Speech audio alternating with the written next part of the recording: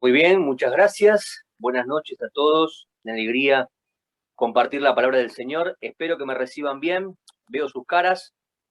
¿Sí? ¿Está todo ok? Bien. Marcela me levanta el pulgar, así que sigo. Evangelio según Lucas, capítulo 5, para compartir en esta oportunidad. Ya hemos pasado por la introducción. Lucas nos va a mostrar algunos eventos que tienen su característica. Pensaba en algunas verdades que Lucas va resaltando en su evangelio, y una de ellas es el tema de la popularidad del Señor Jesús. Ustedes ya están en el capítulo 5, nos vamos a parar en un hecho que arranca en el versículo 17, pero no es casualidad que Lucas desde el verso 4, o en realidad desde el capítulo 4, verso 22, empiece a mencionar por lo menos 6 veces la popularidad del Señor Jesús. En el capítulo 4, verso 22, dice que daban testimonios y estaban maravillados por las palabras de gracia que salían de la boca del Señor. 4:32, se admiraban de la doctrina, de la autoridad, su fama se difundía. 4:42, la gente le buscaba, le detenían, le paraban para escucharle. Capítulo 5, verso 1, la gente se agolpaba para oírle. Capítulo 5, verso 15, su fama se extendía más y más. Y llegamos al verso 17, donde arranca justamente presentando algo Lucas. Dice, Lucas 5, 17. Aconteció un día que él estaba enseñando y estaban sentados los fariseos y los doctores de la ley, los cuales habían venido de todas las aldeas de Galilea, de Judea y de Jerusalén. Y el poder del Señor estaba con él para sanar. Y sucedió que un hombre o unos hombres que traían en un lecho a un hombre que estaba paralítico, procuraban llevarle dentro y ponerle delante de él. Verso 19. Pero no hallando cómo hacerlo a causa de la multitud, subieron encima de la casa y por el tejado le bajaron con el lecho, con la cama, poniéndole en medio delante de Jesús. Y aparece en escena el Señor y dice el verso 20 que al ver él la fe de ellos, le dijo, hombre, tus pecados te son perdonados. Entonces los escribas y los fariseos comenzaron a cavilar, a reflexionar con preocupación en su interior. Eso significa cavilar. Esos hombres, los escribas y los fariseos, comenzaron a cavilar diciendo, ¿quién es este que habla blasfemias? ¿Quién puede perdonar pecados si no solo Dios? Jesús entonces, conociendo los pensamientos de ellos, respondiendo les dijo, ¿qué caviláis en vuestros corazones? ¿Qué es más fácil decir? ¿Tus pecados te son perdonados? O decir, levántate y anda. Pues para que sepáis que el Hijo del Hombre tiene potestad en la tierra para perdonar pecados, dijo al paralítico, a ti te digo, levántate, toma tu lecho y vete a tu casa. Al instante, dice el texto, levantándose en presencia de ellos y tomando el lecho en que estaba acostado, se fue a su casa, glorificando a Dios. Y todos, sobrecogidos de asombro, glorificaban a Dios y llenos de temor decían, hoy hemos visto maravillas. He elegido este fragmento porque tal vez sea un retrato de lo que Juan quería que Teófilo empezase a tener en cuenta de parte del Señor. Diríamos que estos son los primeros eventos del ministerio del Señor. Sabemos que mucha gente le seguía. Lucas quiere reflejar eso. El final es totalmente contrario. O sea, al final de los días del Señor, no lo vemos con mucha gente a su alrededor. Al contrario, casi hasta los propios discípulos empiezan a irse. Pero la gente se daba cuenta de algo. Habían palabras diferentes. Palabras que estaban acompañadas de su poder, de sus milagros. Y este texto, además de mostrar esa gran verdad, va a mostrar algo que Lucas también quería que Teófilo supiese, y eran los que estaban en contra del Señor Jesús. Este es un evento muy especial. Dice el verso 17 que habían venido, dice, fariseos y doctores de la ley. Habían venido de 3 ciudades, de Galilea, de Judea y de Jerusalén.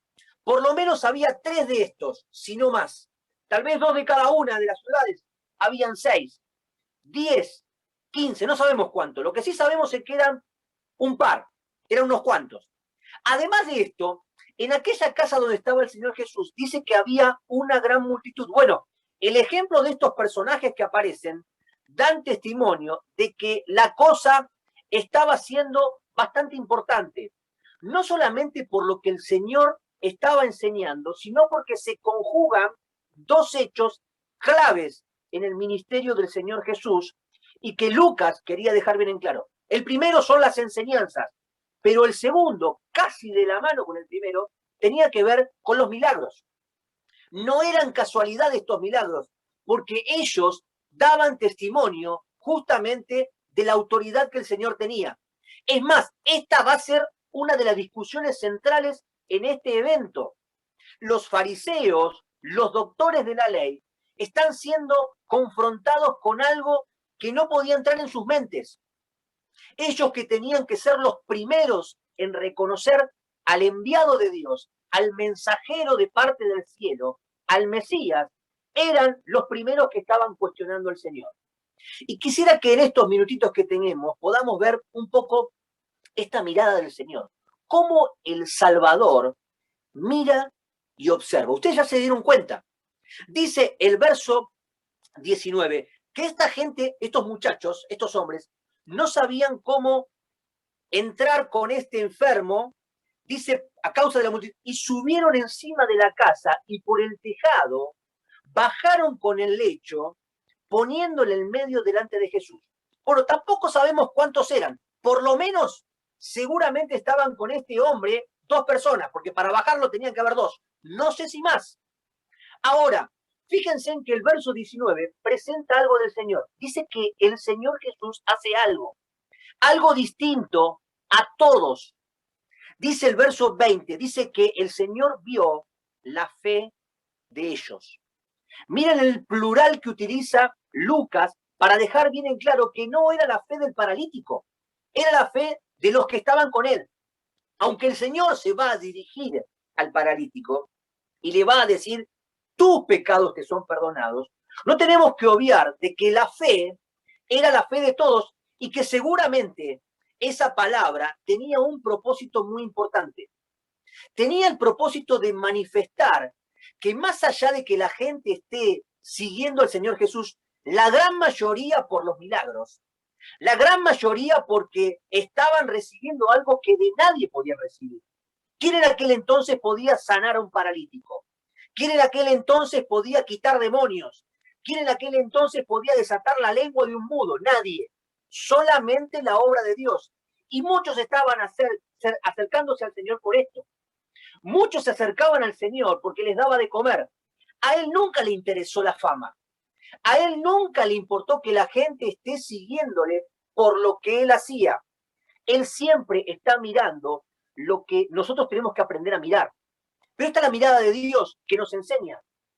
Es el proceder del Señor ante la necesidad. Él está viendo siempre nuestra necesidad espiritual. Yo pensaba en esto. Y cuánta alegría llegaba a mi corazón porque esto es lo que el Señor vio también en mi vida, la que vio en su vida, en la de cada uno de nosotros. Él mira siempre con compasión y está viendo nuestra fe. El Señor está interesado en la fe. Y dice que al ver la fe de ellos, dijo algo que causó un revuelo extraordinario. Dice, hombre, tus pecados te son perdonados. Esta aseveración de parte del Señor tocó en el corazón de aquellos religiosos. No sabemos si estaban en la primera fila, tal vez sí, tal vez estaban cerquita, porque esta calidad de personas en aquel entonces, los religiosos, estaban muy interesados en los primeros lugares, en distinguirse de los demás. La casa estaba llena de gente.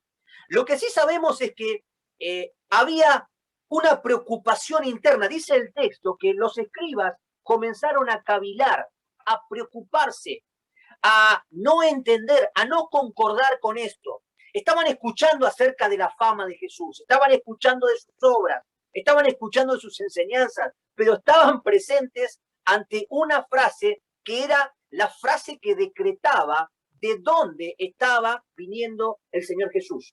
Él venía con un mensaje diferente. Ni Juan el Bautista había dicho esto. ¿Qué profeta de los antiguos había dicho tus pecados que son perdonados? Nadie. Y alguien se presenta de una ciudad vecina, conociendo a sus hermanos, conociendo a su papá y a su mamá, y que dice esta blasfemia. Y ellos empezaron a preocuparse. Dice, ¿quién es este que habla blasfemias? ¿Quién puede perdonar pecados si no solo Dios? Y acá aparece la reacción del Señor, una reacción extraordinaria, única. Primero, el texto nos muestra el proceder ante la necesidad. El Señor siempre con compasión. Pero ahora aparece una pregunta que es una pregunta ante los malos pensamientos. Ustedes ya la conocen bien. Dice que entonces Jesús, dice, conociendo, verso 22 estoy, conociendo los pensamientos de ellos, respondiendo les dijo, y les hace dos preguntas. Primero les dice, ¿qué caviláis en vuestros corazones? ¿Por qué están preocupados en los corazones? Dice el verso 23, ¿qué es más fácil decir? ¿Tus pecados te son perdonados? O decir, levántate y anda. Tal vez todos estaban expectantes después de que bajó esa cama, tal vez con algunas sogas o agarrado, no sabemos cómo fue. Fue algo seguramente extraordinario. La enseñanza del Señor Jesús, su prédica se detuvo. La gente que estaba ahí media pispeando, escuchando, de repente empiezan a mirar así como nosotros cuando vemos un hecho extraordinario en el cielo, ¿no? O cuando vemos un choque en la calle, paramos y miramos. Bueno, la gente ve ahí y todos estaban esperando lo que para el Señor era, diríamos nosotros, una papa. Venía sanando, venía obrando con milagros y de repente aparece la pelota picando en el área chica para que el Señor diga, agarra tus cosas, levantate y andate. La gente se corra de la puerta y que este hombre salga, sin ningún problema. Y ahora aparece esta frase, tus pecados te son perdonados. Toca el corazón de aquellos que son confrontados con esta realidad. Y el Señor les pregunta ahora, ¿qué es más fácil? Yo me ponía a pensar un poco en esta pregunta del Señor, porque Él está hablando acerca de las posibilidades de que algo pueda hacerse. O sea, cuando Él dice, ¿qué es más fácil decir? Está hablando de las posibilidades reales que había de que se pudiese, por un lado, perdonar los pecados y por el otro lado, decirle a un paralítico que se levante, que ande. ¿Qué posibilidades había? Bueno, las dos son extremadamente difíciles. Tal vez alguno podría decir, bueno, nos acordamos que en Hechos de los Apóstoles, ¿se acuerdan cuando Juan y Pedro estaban entrando a la sinagoga, o en realidad al templo, se encuentran con un mendigo que les pide dinero? No tenemos plata ni oro, ¿se acuerdan? Pero te decimos en el nombre de Jesucristo, levántate y anda. Esa era una obra milagrosa. Tal vez eso se podría acercar un poco a esa parte de levantarte y andar. Pero ¿quién podía perdonar los pecados? Y esta es una pregunta que confrontaba una gran verdad que se necesitaba asimilar en aquel entonces. Era reconocer al Señor Jesús como el Mesías. Lucas quiere que Teófilo entienda bien que la fama de Jesús, que era más conocida en aquel entonces que ahora, porque eran los hechos de aquel entonces bien fresquitos, se tenían que saber, claro, los hechos históricos tenían que conocerlos, pero lo importante era reconocer con qué autoridad Jesús decía y hacía las cosas que hacía y decía. Con qué autoridad él se presentaba con sus argumentos y hacía las cosas que hacía. Bueno, dice, ¿qué es más fácil? Verso 24, pues para que sepan, les dice el Señor, que el Hijo del Hombre tiene potestad en la tierra para perdonar los pecados. Este saber, o sea, para que ustedes sepan, es para que ustedes puedan comprobar y que esa preocupación que tienen adentro, que manifiesta claramente que ustedes no quieren ver, porque muchos que estaban ahí con sus ojos, estaban viendo, pero no podían entender. El Señor va a repetir, el que tiene oídos para oír, oiga, el que tiene ojos para ver, para entender, para poder reflexionar, eran aquellos que entendían de dónde venía esta palabra, de dónde venía este poder. Esta autoridad venía del Mesías, venía de parte de Dios. Y había mucha gente que sí estaba reconociendo esto. Pues dice el Señor, le dice al paralítico, a ti te digo, levántate, toma tu lecho y vete a tu casa. Hago un pequeño paréntesis acá. Imagínense si en aquel entonces bajan aquel paralítico y de repente cuando todos están esperando que el Señor le diga levántate y andate, el Señor dice tus pecados te son perdonados. La reacción fuese toda la contraria de parte de aquel hombre. Dice que había fe, pero si no había fe, seguramente pasaría lo que pasó con estos escribas. ¿Cómo puede ser? Te presentamos al paralítico para que lo levantes, para que hagas el milagro. Y el Señor toca el corazón de aquellos que necesitan el verdadero cambio, que necesitan la verdadera sanidad. Y después de esto, hace lo que realmente viene como señal de la autoridad del Señor.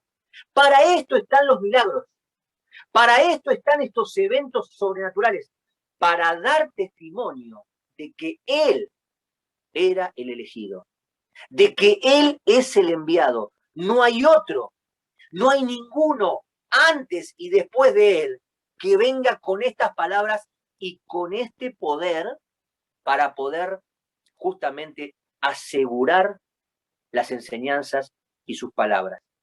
A este paralítico le dice, toma tu lecho, vete a tu casa, y al instante se levanta en presencia de ellos, verso 25, toma el lecho el que estaba acostado, se va a su casa haciendo algo que era fundamental. Esto era lo que busca siempre el Señor Jesús, con sus obras y con sus enseñanzas, que se le dé la gloria a Dios. Así salió este muchacho, y dice el verso 26, todos, sobrecogidos de asombro, glorificaban también a Dios. Tendríamos que apartar tal vez a aquellos fariseos, aquellos doctores de la ley.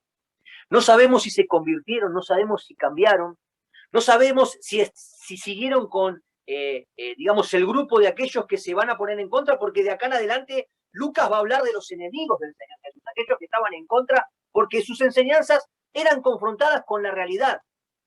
Dios siempre quiere cambios internos, nunca está buscando religiosidad. El Señor Jesús nunca buscó religiosos que le sigan.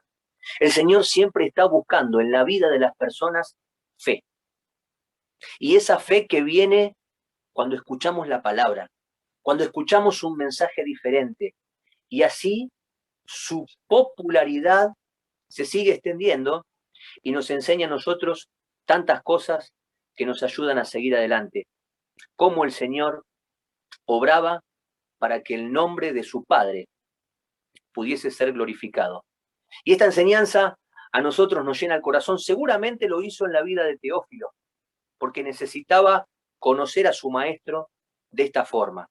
Miren, el Señor siempre está mirando nuestro corazón y está viendo ahí cada uno de nuestros defectos, cada una de nuestras luchas, de nuestras adversidades, cada una de esas pruebas que llegan a la vida y cómo nosotros queremos con nuestras pequeñas fuerzas y con su ayuda, con su gran ayuda, queremos sobrepasarlas, queremos mejorar. Qué bueno es saber de que Él está siempre viendo eso. Y cuando ve nuestro corazón, Él obra con su poder de la manera que es su característica, siempre obrando a nuestro favor. Y que en cada uno de nosotros se pueda ver reflejado lo que se vio reflejado en la vida de este muchacho, que se fue con su corazón limpio. Y también se arregló su situación física, pero lo más importante era su corazón. ¿De qué servía que le diga a aquel hombre, levántate, anda, toma tu cama y vete a tu casa, si ese corazón seguía con su pecado adentro? Si ese corazón no cambiaba. Qué bueno es que el Señor siempre esté buscando la fe. Así como hemos venido esta noche a orar, lo hemos hecho con fe, confiando en nuestro Dios, confiando en que nuestras peticiones están delante de su presencia y que estamos esperando su respuesta. Bueno, eso era lo que quería generar Jesucristo en la vida de aquellos que estaban escuchándole. Su fama crecía, sí, pero no le importaba la fama. Él al contrario, dice Lucas, que cuando veía que mucha gente se acercaba a él, se iba a lugares desiertos, trataba de que su fama no se divulgue, porque no estaba buscando religiosos, no estaba buscando público, no estaba buscando la hinchada, él estaba buscando la fe, que está en nuestros corazones, y que se genera, se conforta, se renueva cuando nos acercamos a historias como estas, que puedan llenar nuestro corazón, que nos puedan sostener. Así como seguramente lo hizo en la vida de Lucas, que estaba investigando, que también se lo contó a Teófilo y que Teófilo seguramente se la contó a otros más, ahora nos llega a nosotros y de la misma manera miramos al Señor, le damos gracias porque ve nuestra fe y con la obra que Él realiza en nuestras vidas, nosotros también glorificamos a Dios, nos asombramos porque Él hace cosas en nosotros que son maravillosas, que son únicas y que son obras del poder de Dios en nuestra vida. Que el Señor bendiga su palabra. Muy bien, gracias. Llegamos casi al final de nuestra reunión. Está Sergio allí, le vamos a pedir que él termine esta reunión con oración. Pero reflexionamos y resumimos de alguna manera las tres cosas que ve Jesús. El Señor ve nuestra fe. Segundo, Él ve lo que pensamos. Nadie ve lo que pensamos. Él lo ve. Y la tercera cosa que ve Jesús es cuál es nuestra necesidad primaria. También ve la secundaria. La necesidad primaria de este hombre era el perdón de los pecados. La secundaria era que pudiera caminar. Nosotros a veces cambiamos el orden.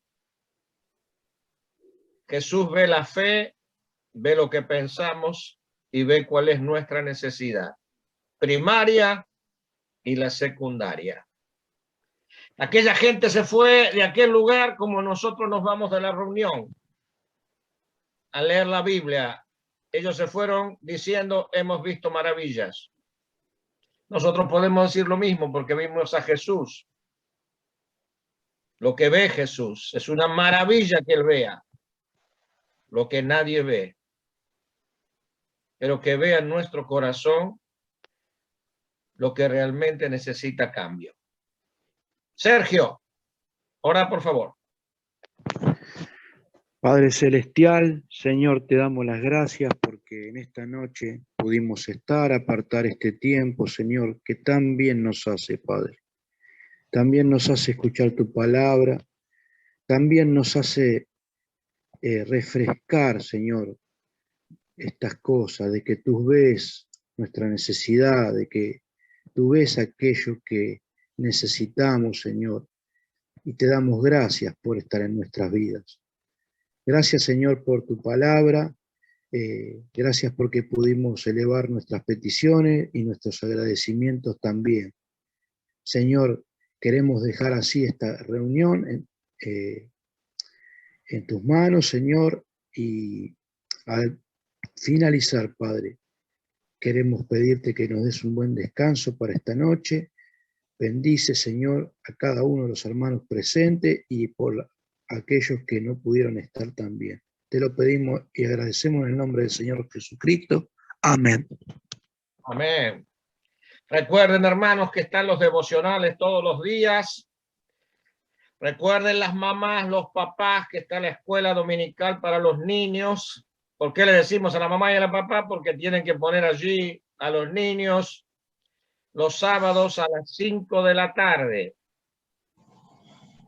Los preadolescentes y los adolescentes, tal vez algunos nos están escuchando, pero si usted tiene a uno cerca, ore por él y dígale 18:30 está la reunión. Y coméntele que también está la posibilidad de la colonia de vacaciones para los preadolescentes y los adolescentes como para los niños. El domingo tenemos el tiempo de adoración temprano. No deje de adorar, hermano. Hermana, por favor, la iglesia, una de las misiones que tiene es adorar. Hay un tiempo de adoración. A las 11 la escuela dominical para los mayores. Y 19:30 el domingo tenemos la predicación del evangelio, que nos volvemos a juntar. Muchas gracias a todos por su presencia. Gracias por todos los hermanos que nos han edificado a través de orar y guiarnos a Dios en oración. También por la enseñanza de la palabra. Buenas noches, que Dios les bendiga. Y entonces ahora sí podemos desmutearnos y tal vez intercambiar algún saludo, alguna necesidad, algún motivo de oración.